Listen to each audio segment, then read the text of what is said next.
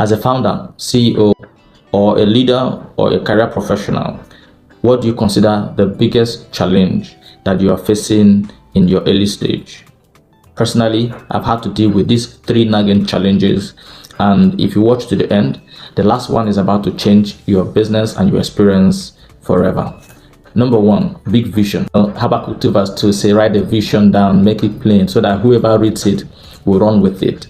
Sometimes we dream so big that we ourselves get frightened. But that's not even the challenge. The challenge is you wonder if anybody will ever believe in this big vision, because your vision was not meant for you alone.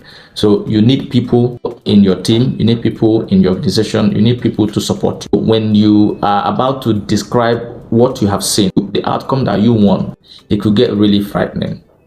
Have you ever struggled trying to describe your vision to somebody? Not because it's not clear to you, but you are thinking whether they can relate or whether they will be committed to follow you to the end.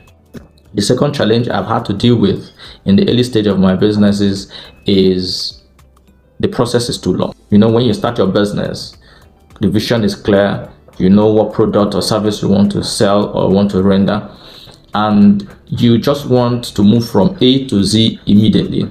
But the reality is that the process can take long, can be so nagging that you want to give up. You have done things right, you have gotten the business place, you have perfected on the product, your execution is amazing, and you've got some reviews, but the numbers are not adding up yet. When you are at this stage, especially if you are at the early stage of your business, this can either run you out of business, but if you know what to do, you can stay until you achieve your desired outcome. Number three, and this is where the biggest challenge is, hiring the right persons.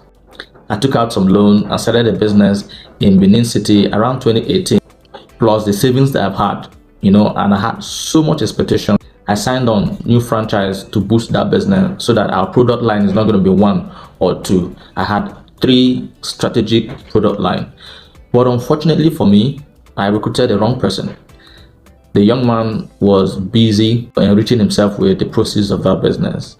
I kept paying him salary with my own salary because as at that time I was still working for the government. Fast forward to when I discovered that that business was no longer sustainable. Not that we're not making sales, but the staff's goal was far different from what I had started that business with.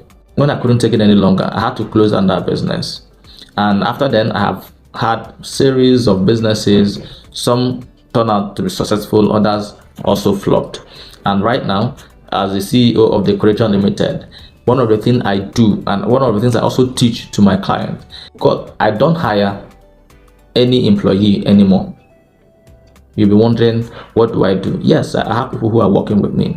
One of the major selection criteria I use to hire people who work with me is if you have entrepreneurial mindset. Beyond your skills, beyond your certificate, you must be doing something else that is giving you money. So if you are a CEO of your own, if you're a founder of your own, and you have to work on my project, you will know what it takes to own a system. So when it falls, your own is also failing at the same time.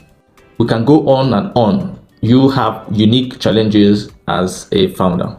But if you are an early stage founder, or you have started your business and you want to scale, or you are a leader and you want to improve your leadership career, or you are a career professional, or someone who have a value to give, here is icing on the cake.